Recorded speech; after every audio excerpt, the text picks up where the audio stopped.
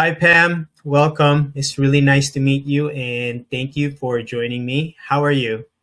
I'm very well, thank you, Joseph, and thank you for having me on your channel. Thank you for being here, Pam. Before we dive in, can you tell me a bit about yourself and how you discovered carnivore? How did it all start? Well, it started back in the 80s when my three children were very young, and they didn't want to eat meat anymore. And so I decided, right, okay, we'll all go vegetarian. Now, two out of the three went vegetarian, and so did I to support them. And then the other two didn't. So I was always cooking two different meals, one for husband and the other child, and one for us. So that was quite good, considering I've run a business now where I do all the catering. It was good practice. But so I was vegetarian ultimately for about 25 years. And at the end of that time, I wasn't healthy. I really wasn't. I really, I read all the books about vegetarianism so that the kids would be healthy.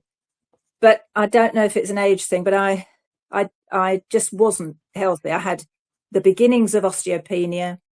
I'd twice broken my ankle, each one, during my 40s, which was ridiculous. I used to run, I used to go to the gym, so I couldn't understand that. And I used to give blood as well, and quite often they'd say you're anemic.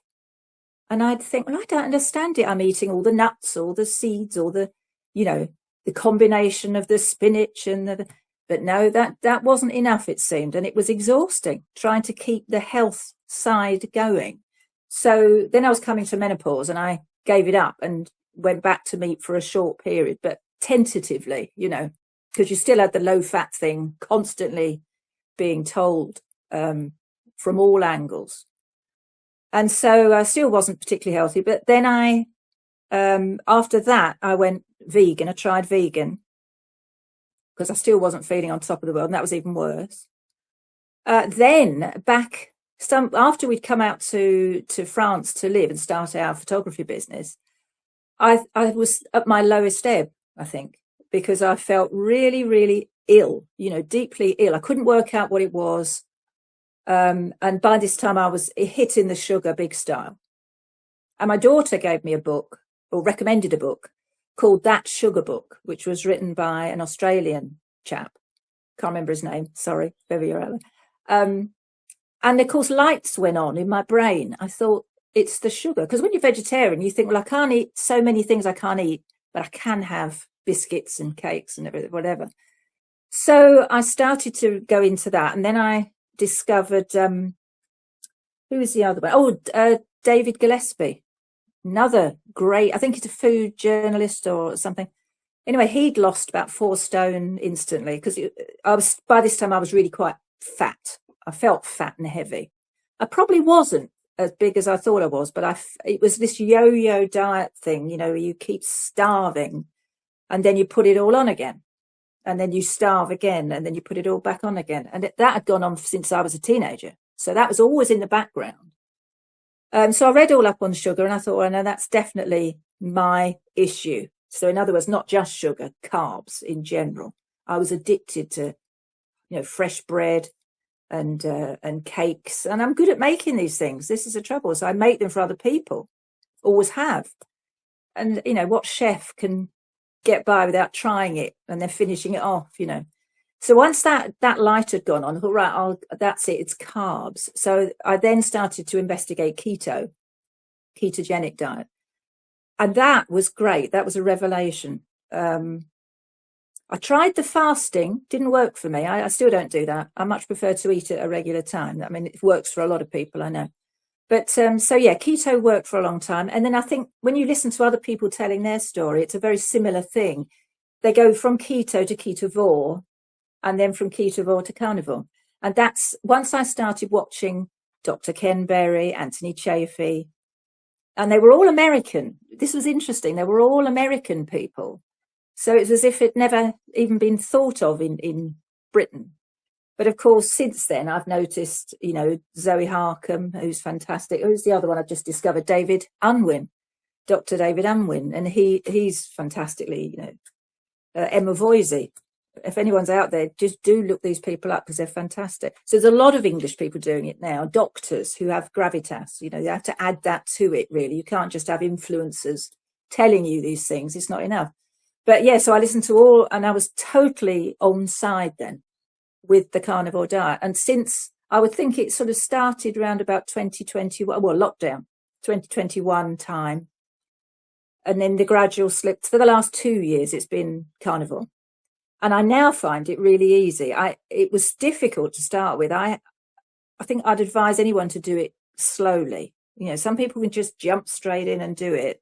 But I think your body needs to adjust, and your gut particularly needs to adjust to that sudden shock. You know what I mean? It's but for me, as I say, it went on for so long. I sort of slid into this, and I feel so much better. And of course, adding things like collagen to my early morning coffee, and a lump of butter and an egg yolk. So that's my breakfast. I tend to do that, and I don't want anything till about midday, 1 o'clock. And then I'll have my main meal, put a steak and some eggs. And to be honest, I don't, because they tell you, don't they, from the beginning that, you need to eat a lot of fat. You need to keep, have plenty of, and they show you these massive ribeyes. I can't eat anything like that. I really cannot. And when we got Sean Baker, he's got his knife and fork and he's cutting half a cow, I think, no, I can't do that. But they say, oh, well, if you're, you really should do it. You've got to make sure you eat enough. Well, I'm 73. I'm not gonna, eat when I can't eat. That's just what it is. As the older you get, the less you really want. So for me, it's enough. I walk a lot. That's that with the dog. So that's my kind of exercise, really. Lots of walking. And whatever I'm eating, the amount, it seems to work. For me, I go to bed. So I stop eating at 6. I sort of start, so main meal is sort of 1-ish. And then I stop eating at 6, and then I feel lighter, and I used to have a lot of kind of, heartburn and, the reflux thing. I still have had that. I don't know if anyone else on carnivore would agree. It doesn't just go away. It's not going to magic, like Ken Berry always says, oh, it'll just disappear. No, it doesn't. So I tend to, get it probably once a fortnight, something like that. But, it's nowhere near like it used to be. So, yes, at the moment, all things are good. So I'm quite pleased the way it's going. I think once you read all the science on it, on the way the diet works, you can't unsee it. Do you know what I mean? There isn't that sliding back in, I'll just maybe have a biscuit or, you don't get that quite, really, it's not the same. I think because you're so satiated, aren't you, on a carnivore diet? So, yeah. Well, that's a journey, 80s, and you've been vegetarian for so many years, 2 decades, over 2 decades, and you've tried vegan as well. So, quick, so you carnivore for the last 2 years. Pretty much. It started 20 and 2 years carnivore. Yeah. How long did you do the research, before jumping into carnivore? Oh, really, I'm still doing it. It's I never stop, because I think it's a good idea, because you need constant motivation. You could very easily just sort of think, like, you go out for a meal with friends and they're having fries and whatever, and well, I'll just have the one, whatever. And then I make sure what I do is quickly watch a video. Somebody that Anthony Chaffee, he's so sure of himself, isn't he, Anthony Chaffee? I love him.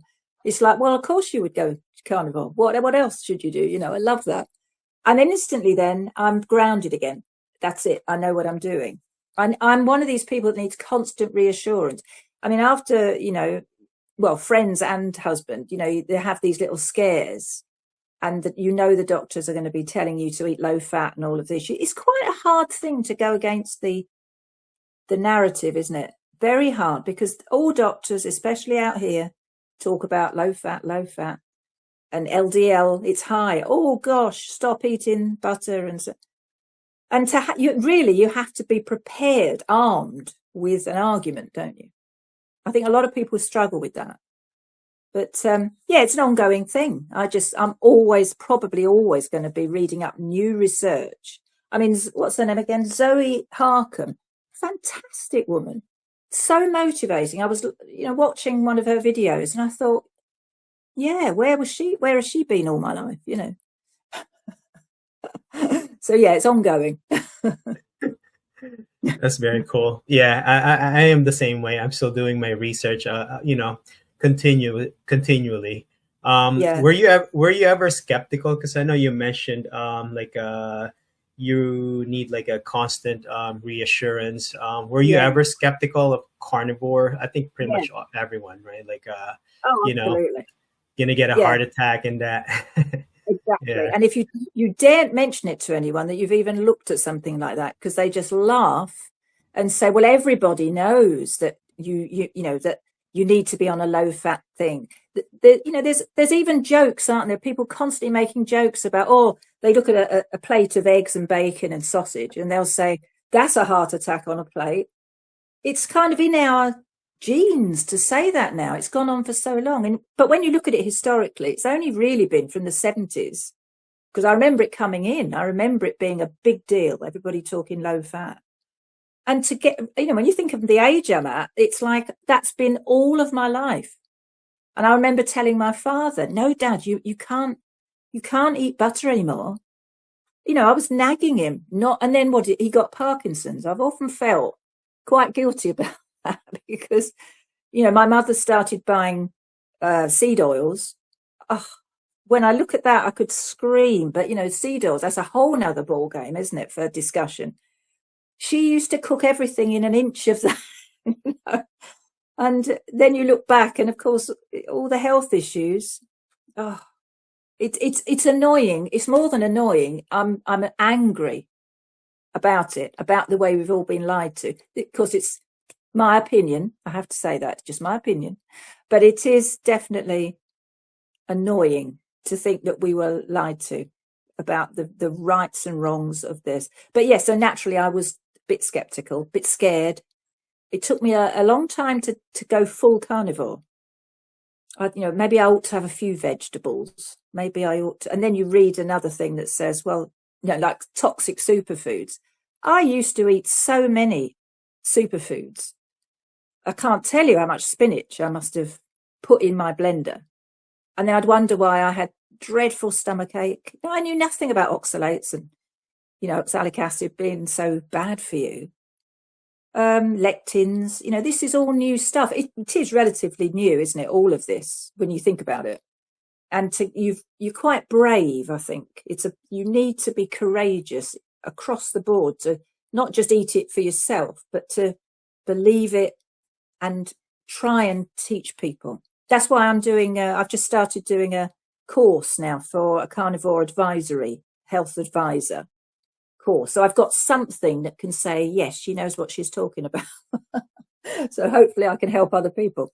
Because you need to back it up with something. And then gradually, we're getting to that stage, aren't we, where people say, well, there's no research done. Well, there is lots now. And the fact that, I only learned recently that it was in the 1990s, which isn't that long ago, really. They came out and said in the medical journals, we can find no link between saturated fat and heart disease, atherosclerosis. There's none. But nobody, either they didn't read it, either the doctors don't read these research papers. I'm baffled. If you're a doctor, surely you need to keep up with the research, don't you? Who are we? I'm nobody. I'm just a mother and a grandmother, but I know it. So why don't they? Is it because of the big pharma thing?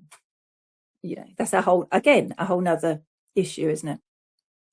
But yeah, so that's my Yeah. take on it. Yeah, no, I wholeheartedly agree with that. I think it is a issue. I think many people question it now, and many people are also looking into it. Yeah. Pam, I know when I look back at my own health issues, like I had so many underlying assumption what was causing it. Could be like genetics or maybe Yeah. dirt getting in my skin or maybe specific diet. Did you had like any assumption before you jumped into carnivore? Because I know you said when you were following, all the rules with the vegan and vegetarian Yeah. diet, like I'm doing everything correct, but I'm still having all these health issues. Did you had Mm. like any assumption what was causing it? Like your yeah. No, I really didn't because I believed, wholeheartedly. I think you have to. Again, I mean, it's quite a rigid thing to be a vegetarian or a vegan, especially a vegan. I only did it for about a year. Big mistake, but it's impossible to follow that. But once you've started researching at the same time, you're eating like that, but then you're reading all the stuff about what you're lacking, and then about the ancient diet that we would have had and how our physiology hasn't changed from when we were coming down from the trees, but and to now.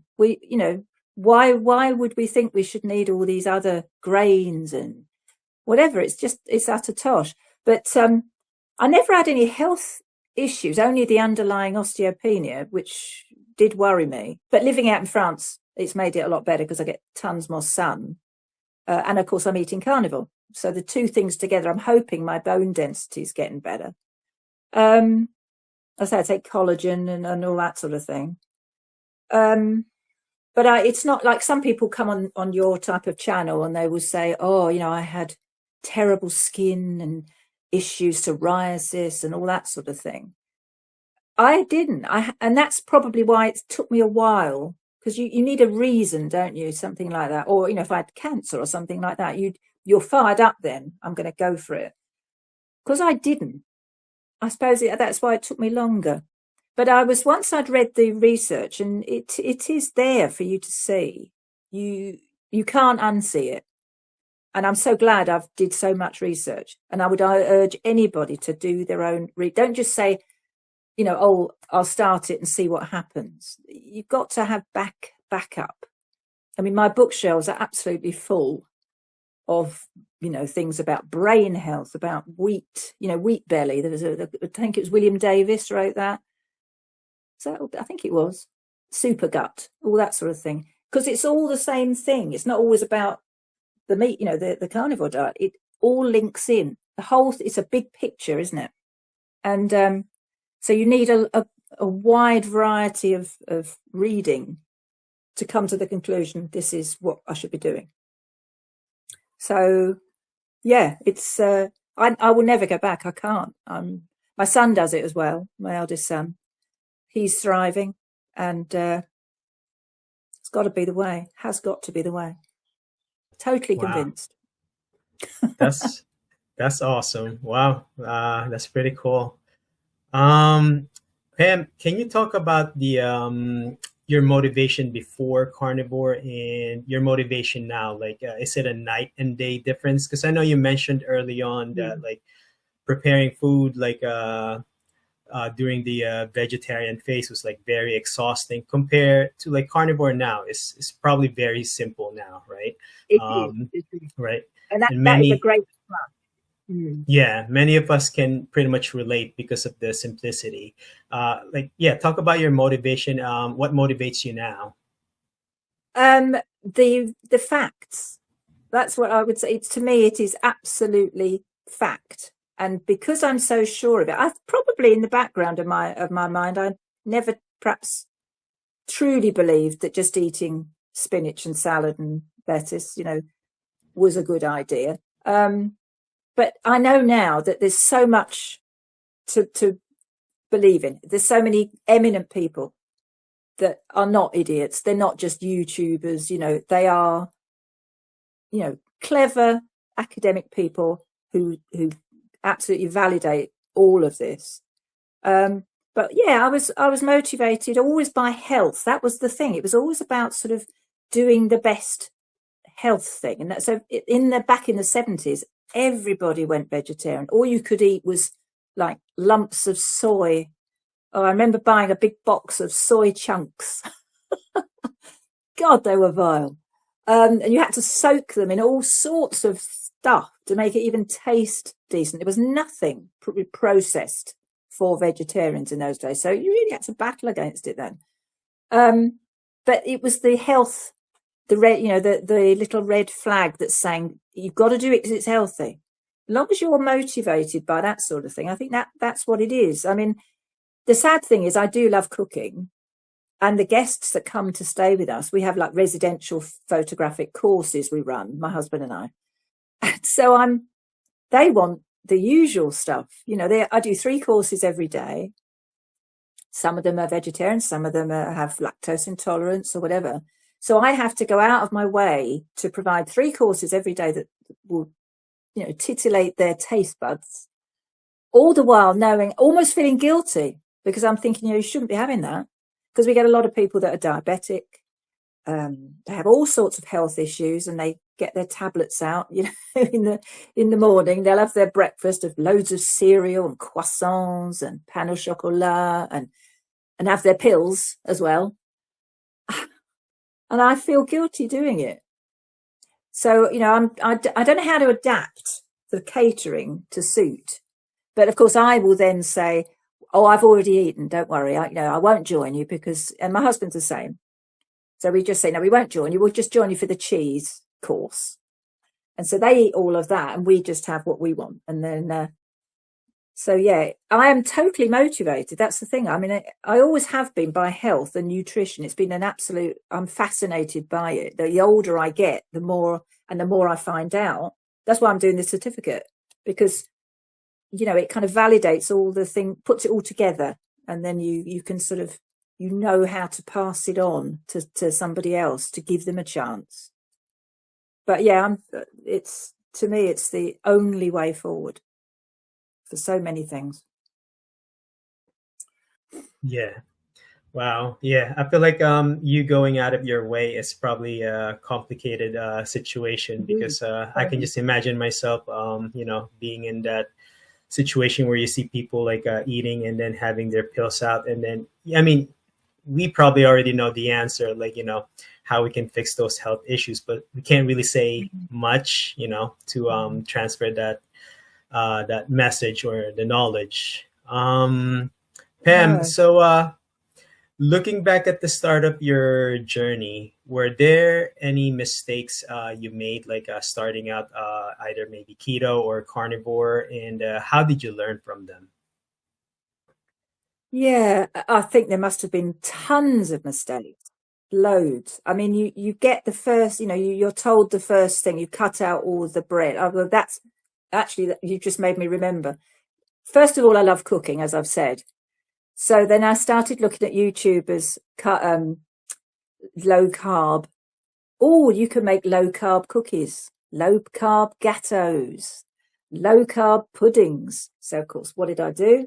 Ordered everything off Amazon, the egg white protein powder and this powder and that powder, even bamboo flour, which I went straight in the bin recently. But all of that because I could then spend hours cooking. So I'm doing my hobby, supposedly making this low carb treat. But of course, who's going to eat it all?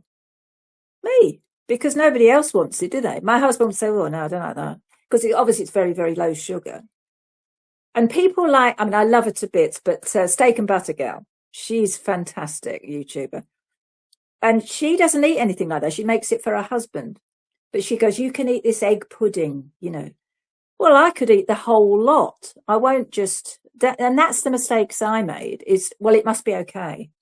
It's carnivore, so I can eat that. Or it's keto, so I can eat that. And there's another fantastic girl, Low Carb Love, she was called. And I can't remember her actual name, but she's gorgeous looking. And she would create the most fantastic stuff. But I pretty soon, especially pancakes, that's another thing. I went through a phase of pancakes every day, But all you're doing, I was like, yes, they're keto, they're low carb, but they're also very delicious. And all you're doing is keep triggering the same cycle of, ooh, what else can I have? What can I eat now? Which is what I've always been like. I go in the kitchen and think, what can I make? What can I then eat? I'll keep that I'll eat that later. So my whole life always revolved around food, from being a child, where it was always sugary rewards and sugary, if you were upset, you ate chocolate. If you were happy, you ate chocolate. You did well at school, your mum gave you sweets. It's just a continual thing of my age group. I think everybody was the same. We've all had that as an issue. The rewards in life were often a sweet treat, weren't they? And still are in a lot of cases. But yeah, that was my biggest mistake. And also the same thing used to follow through with the vegetarian. When I was vegetarian or vegan, you could always eat sugar. So that's okay then. I can eat piles of lentils and beans, and it makes me feel ill thinking about it now, but I would eat all that. Therefore, I get a reward. And what is that reward? Something really sweet and yummy. And then I'd go to bed in a stupor and think, well, how's that? Why is that? Other people would probably say, well, she's balmy. But but that's the way my mind works. I'm totally addicted. I'll always be addicted. So it's no good saying, oh, I'm cured now on the carnivore. No, I won't ever allow myself to say that. So I am a carb addict, and I always will be. But I get the more you can carry on doing carnivore, which is so limited, the less you seem to want it. And that seems to be getting clearer and clearer. You have all these hiccups along the way. And years ago, I would have just, oh, well, that's it then. The diet's out the window. It doesn't work. I'll go back to eating as I did. Not this time. It's lasted. I mean, I've never fat, as I say, but overall, I lost about 30 pounds from starting. Yeah. So I've gone, and I don't even worry about weight now. That's a great discovery. I know I'm, as I say, as old as I am, I can actually wear whatever I want for the first time. Whereas over the years when I was younger and the kids were small, I was always couldn't do the trousers up, so I'd starve until I was thin, and I was too thin. And then I'd think, oh, well, that's okay, I've got it then. And then I would just go back to eating exactly the same. So, yeah, it's the best diet for getting rid of your urges for sugar, funnily enough, because there isn't any. And once you get past the keto lure of the sweet treats, that of course they're full of pretend sugar, aren't they? I always call it pretend sugar, but that's what it is. And your body doesn't know that. It still triggers insulin, even though you're eating, whatever the sweetener is of your choice, erythritol or whatever. I used to use erythritol, but now I've still got a bag of that on the shelf and I haven't used that for ages. So yeah, it's going away. All the voices, the noise, the food noise they call it, don't they? It's going away, and that is such a relief. Wow. Yeah, that's really amazing, Pam. I do want to unpack the thing that you said here, which is the pretend sugar. I think I really agree with that. I think that is also part of the mistake I did, like in the beginning. I think when you try to eat this food, like the pretend sugar, I think you're never really in the ketosis state, or you're just trying to kick back the addiction to your system. Right. Yeah, I really agree with that. Really difficult, and making these so-called desserts and things less and less sweet is, I suppose, the answer. So that if you're having the famous egg pudding with just cream and eggs and maybe some vanilla, but even that will trigger me. Even vanilla will trigger me, because I think that's made with it's a sugar alcohol, isn't it, or something? I don't know quite what is made, how it's made, vanilla, but it can be enough to trigger someone sensitive to sugar, and so I try not to have. Cinnamon's okay, but add cinnamon. But once an addict, always an addict, and you're always looking for that. Well, this won't hurt. I'll try that. No. The only thing I have got is a block of 100% chocolate. That would be something I would have grated into some, a coffee or something. So I've got like a coffee chocolatey little bit of a taste to it, but it's so bitter you could not sink your teeth into it. I couldn't. So that's the way I kind of get out of that. It's there, but it's 100%. So it's pretty bad, pretty bitter. It doesn't make me want to go and eat it. But yeah, addiction is a terrible thing. It really is. And it's like cocaine, as people have often quoted, haven't they? That cocaine, it lights up parts of your brain just like cocaine does. And that's really dogged me all my life. Yeah, Yeah, I absolutely. think the worst time is Christmas, the holidays. But everybody would, you have to. In fact, well, this last Christmas that went, I'd still had things I shouldn't have done, and then but only for one day. Now, yes, it knocks you out of ketosis. It plays havoc, doesn't it? You get a headache, all of that on the next day after Christmas. But there's still that's how we all celebrate big days, is either with a big feast, a cake. If you're just going to eat the meat, it makes you the odd one out. And I think this is another thing. People have to take that on board. You've got to think about that before you do it. Am I strong enough to turn to my family and say, no, I'm sorry, I don't want any of that? Because then you're kind of almost putting yourself on a moral high ground, and they feel awkward. Oh, it's a constant battle, isn't it? I mean, how do you cope with that? If there's a big gathering and everyone's eating all the bad stuff, the pumpkin pie and all of that, how do you get around that? Well, that's actually the next question I was going to ask, Wow. related to that, because I was going to ask you what is the hardest thing about, being carnivore, and for me, it has been that, which is, Mm. the gatherings, the social gatherings with family, and then the holidays, and then the travel Yeah. and the cravings. I feel like we have to be we just have to be creative, when it comes Yeah. to the social gatherings. Some people I've heard, they eat a lot early before going into the gathering, That's a or good one. some Yeah. people would just like ignore. They don't care about other people's opinions. So yeah, but what about for you? Now that you Yeah. mentioned this is one of the hardest thing, yeah. Well, it is. I think it is. Um, I mean, I've solved it now for doing the day-to-day work that I do with the cooking. I just say, no, I won't eat with you. Tick that box. That works fine. It's family things. Yeah. And friends. When you get together with friends and let's all go for an Indian meal or whatever it is, an Italian meal. So, of course, they're all having pasta and you're desperately scanning the menu to find something you can have. And you've got to be very strong to be able to cope with not just the fat, not the eating of it, because that's fine, but the looks and the sort of thing. They all kind of go, oh, she's off on that diet again. And it's really hard. You could easily go, oh, all right, then I'll just have whatever you're having. And instantly then you've given in. So the older I get, the easier it gets. Definitely. And that's why I'm glad I am the age I am in that respect, because I think the older you get more bolshy and a bit more, well, that's the way I eat and you don't, it's none of your business kind of thing. But when you're young and you've got, like, for instance, when you've got young children and they're all the friends are all eating the way they do, crisps and fizzy pop and all of that, it's very difficult. I mean, I'm glad I haven't got small children now. They always ate very, very healthily, I thought. Whole foods, homemade bread, everything was brown.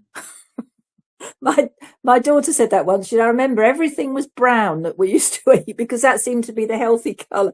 And pastry was like a brick. It was horrible. But no, it's good for you, so eat it.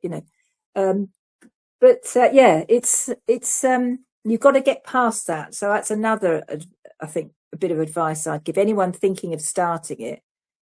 Evaluate the way you approach it. Are you able to say no? Are you able to sit with a group of people, have a glass of water and steak and nothing else? Can you do that? It's very, very difficult. Yeah. But I'm there now, but it's taken a long time. Well, it's taken me the 2 years, as I say, to kind of to do that without picking on the. I suppose the other week I had a bit of lettuce and some. We went out for a lovely French restaurant meal, But you've got to think, well, all of that salad is soaked in something. You know, it's got a lovely dressing. It's not just salad. So that might be enough to put you out of ketosis. But I think it's a balance, isn't it? You've got to think, well, majority of everything I eat is, you know, there's no carbs. I think really, I'm sort of about 10 grams of sugars. I don't know, because there's some in cream, isn't there? A little tiny bit, and there's a little bit. So I think I've got it right down as low as I can do. So if I had a bit of lettuce, well, that's not going to go too badly. But I won't have it if I'm at home. So you've got to be clever. You've got to, you know, make notes on all these things, and you've got to examine what do I think I'm going to have. Look at the menu online before you go, so that you're warned, you know, because you don't know what sauce it's going to come in. You don't know, you know, it's a constant battle, really. I think that's the way it's always going to be, and it's just the way it is. And you either want to get on board and live a healthy life or not. The amount of people of my age group that are on massive amounts of medication for blood pressure. That's another thing, my blood pressure. I mean, all my life, it was, whenever it was taken, it was always 140 over 90. And even when I was having babies, after having babies, it always stayed the same. And I used to think, well, that's all right. But they used to say, well, it's the upper limit. So you have to watch that. That's a bit, you know, it's a bit near the limit.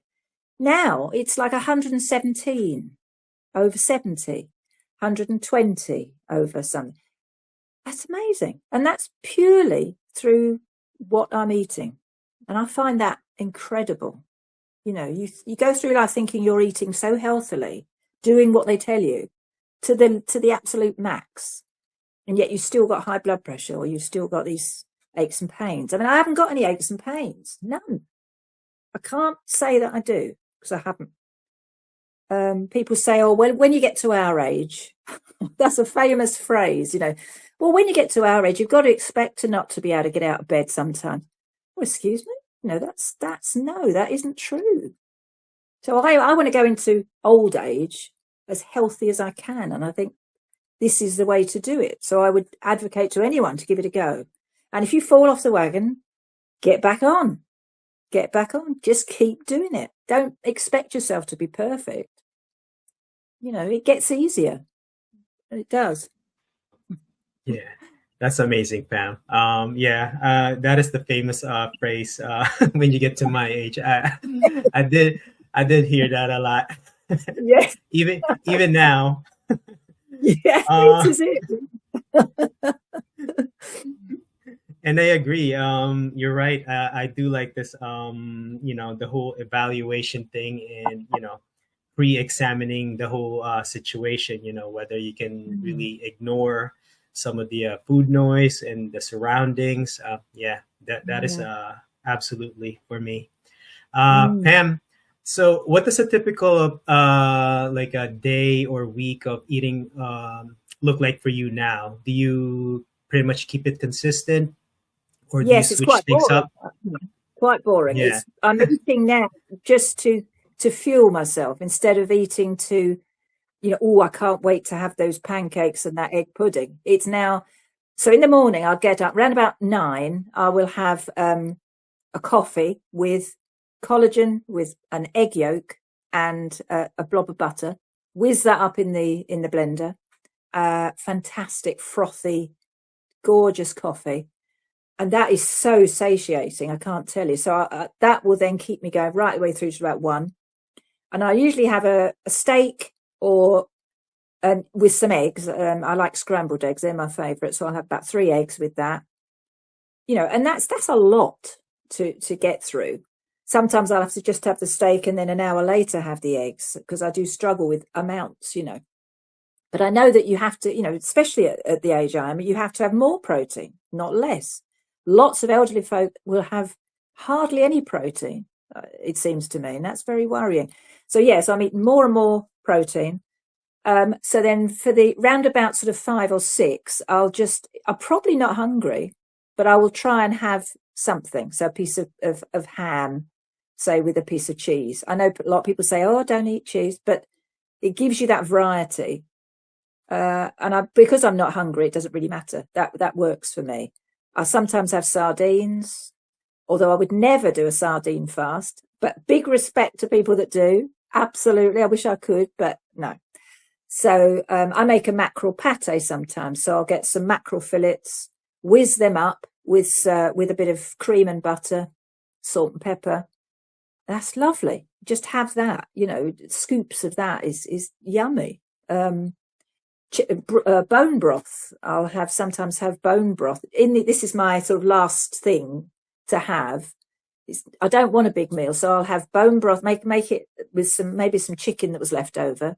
Blend that. My blender is my favourite tool, really is. So I'll stick in some chicken, a bit of cream, maybe if I'm feeling decadent, bit of bone broth, and then you've got the most lovely soup. With all the goodness in it, and that will fill me right up again. Now, as I said before, if you look at what other people eat, they show you their plate, don't they, online, and this is what I'm having. I think, well, how the hell can you eat that amount in one sitting? So I couldn't do that. But it seems to be working. I'm keeping my weight stable all the time. I'd lost the weight and I've kept that off, which is the biggest plus, I think, for me, who was always yo-yo dieting. But yeah, you've got to eat rather than, oh, I'm starving, what can I have? There isn't that feel anymore. So sometimes I always keep a stack of boiled eggs in the fridge, ready done, so that if I'm getting to that stage, I'll, peel an egg and eat that while I'm getting something for somebody else ready. And that will get me through. So yeah, it can be quite boring, but it is what it is. That takes precedence. You're doing what you should do. And so it doesn't matter if it doesn't look much on the plate or if it's, boring. It is what it is. And I love a piece of good steak, but not a big one. It's got to be a small one. Oh, and of course, ground beef. The carnivore friend, really, isn't it? That you can do so much with that. So sometimes I make that ahead of time. Fry up some mince, and then salt and pepper, and then some bacon. No, I don't eat too much bacon these days. I don't know why. It doesn't seem to agree with me too much, but a little bit of bacon. So you've got that strong, lovely, savoury flavour. So a little bit of Parmesan and a smidgen of cream, like creme fraiche. Now that makes the most gorgeous. You could add a little bit of chili flakes to that. So you've got chili without the beans and without the rice and everything else. And that is delicious. Absolutely delicious. So yeah, I still enjoy doing, making a meal out of what I know I can have. Corned beef, a tin of corned beef. Love it. I can eat that. I'm assuming, I don't think there's many carbs in that. I mean, it is just cooked in the tin, isn't it? Do you eat corned beef at all? It's a cheap meal. You don't have to. I mean, they tell you about grass-fed beef and you should have this and that. Well, no. Ken Berry says no. He says if all you can afford is the cheapest bologna and the cheapest mince, go for it. It's still better for you than all of the processed junk you probably were eating before. So as long as it's basic food, meat, eggs, fish, Oh, salmon fillets, of course. I love salmon fillets. So sometimes I'll mix it up with that and have some prawns and some, a fishy meal. But they're all basic foods, and that, as long as it's a normal basic food and there's nothing to enhance it. I try not to use sauces or herbs. I do use herbs. I think that gives you enough difference, just to make it slightly different. But that's all. I'll try and keep it as simple as possible. That's awesome, Pam. Yeah, I like to keep it simple as possible too. I think you mentioned it is what it is. It can be boring, but even if you don't have much on your plate. But I think the thing about it is that we don't have any more emotional connection when it comes to this sugary foods. And what priority changed now to like, making our body more healthier. So Yeah, yeah. So definitely. yeah, I completely agree. Pam, if you had to describe the impact of carnivore in your life, what one word would you describe it, and tell me why? A revelation, I think, really. A total revelation. Who knew that everything you thought you knew about and were told about food and vitamins and goodness and what's good, what's bad, and the pyramid, the dreaded food pyramid, who knew that that was completely the wrong way round? It's amazing to me that I can sit here and say, we've turned it upside down, haven't we? We've taken all the bread out and all of the carbs out and changed the whole. I mean, I believe in America they've now got that, haven't they? They've got a whole renewed food pyramid. It's not ideal, I will say that, but it is certainly a lot better, than it was. So yeah, it's amazing to me that just in one lifetime, everything has turned reversed. It's amazing. But it's, yeah, a revelation, definitely. Especially when you hear of reported cases, anecdotal, I know, but people will tell you how they feel, of health, benefits that they've found. Arthritis goes, MS reduce. I mean, many people have said that they've reduced the symptoms of their MS to such minimal medication, and they're still walking about. So it is a revelation, and I think let's hope it's onwards and upwards, that more and more doctors specifically will come on board and see it for what it is, do their own research and back us up, because we don't want to always have an argument every time we go into the doctor for something. We want to be able to be accepted as someone with a valid argument.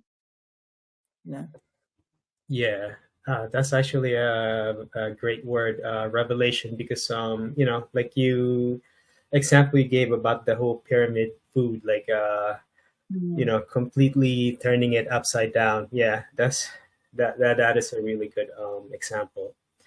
Pam, knowing what you know now about carnivore and the nutrition side of things, if you can give an advice to someone who maybe just starting, or maybe they have chronic issues and they see how much success you've been having, with carnivore, but then again they're super skeptical. Yeah, heart disease, heart attack, and but they want to pursue this road and they want to give it a try. What would you tell them? Well, I think it depends on where your starting point is, because if you're already diabetic and have heart issues, I think you'd have to liaise with your doctor. And hopefully, if you say to him, well, look, I want to try this for, say, 90 days, I think that's always a good amount of time to try it. Nothing's going to happen bad in 90 days. So give it a go. And yeah, if you feel you have to, especially if you've got ongoing issues, you have to share that. You can't suddenly change your diet or come off pills. You've got to do it with the help of at least a health professional in some order. Try it for 90 days.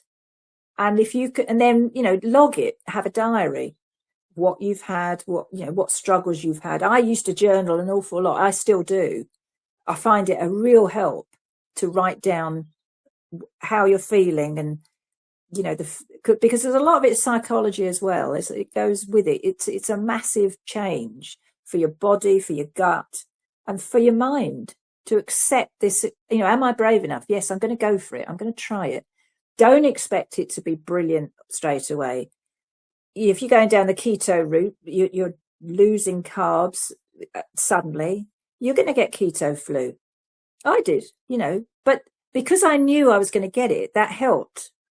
So, yes, I had crashing headache for 3 days.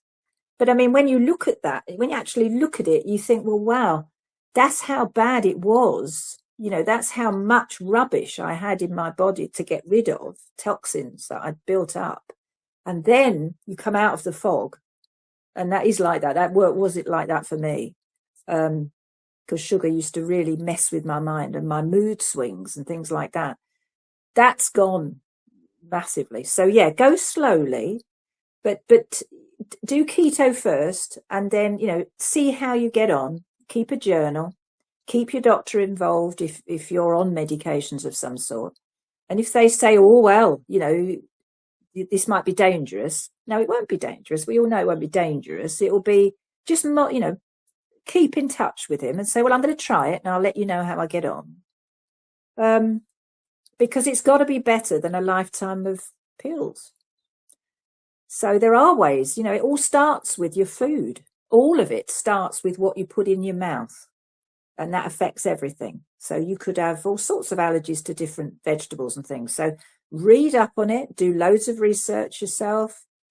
And particularly the superfood book. I found that Toxic Superfoods, that's another revelatory book. It's fantastic. I stopped eating peppers and all of that literally overnight. I thought, oh my God, So yeah, do it in a clever way. Don't just say, well, I'll just go for it. Never do that. It never worked for me. And I think most people you need to have the knowledge and the interest if you really want to heal yourself from whatever it is that's you're making you ill. I would say go slowly, do your research, immerse yourself in it. That's what I do. I've had to immerse myself in it so that I know I'm always reassured, because I can reread that bit of that book or watch that video again, get in the zone, But 90 days, give it 90 days and then see how you feel and get your bloods tested. So see the difference in your bloods. Did your triglycerides go down? Don't look at the LDL and all of that nonsense. Just look at the things that matter. Bone up on cholesterol. Generally, what do we really know and not know about cholesterol? That's a whole nother issue. So do some research on that. And then you go back to your doctor with a bit more knowledge, share it with him. And most of the doctors I've seen are hugely overweight. So, if anyone said to me, well, you've got to cut down on the fat, I'd say, well, why don't you then? Because most of them haven't got a clue. And it's not their fault. It's not their fault. They were never taught it. And I think we're getting to a stage now where the public, who are trying to take charge of their own health and well-being, are more knowledgeable in a lot of cases. And some doctors take it on board. Some doctors will do that. But yeah, try it for 90 days. You've got nothing to lose except weight and possibly to gain some good health. And then, just reevaluate as you go. Am I feeling better? Keep a journal. Basic stuff, but it does work. That's a wonderful advice, Pam. I really like what you said here about the whole depending on your starting point, because some people can have really serious health issues and they have diabetes to begin with, right? And there's a lot of psychology that goes with this, especially the addiction part, and then like having a 90 days to, pretty much give a margin of errors, and then starting keto, doing the research, immersing yourself. Yeah, that's really wonderful. Pam, my last question to you is your future perspective. How do you see Carnivore, the movement itself, in the next 5 to 10 years? Do you see Carnivore being in a good light, a bad light, meaning, might be some censorship in the media, meat prices going high, a lot of false information, or maybe the good light, more people want to learn about it, because they want to heal themselves and they're curious. What are your thoughts? I think we're in a tidal wave, really. We're at the beginning of a massive change. I can feel it. The more people that you talk to or watch online and so on, the more bigger names are coming out of it. There's big gatherings, meet up and all of that.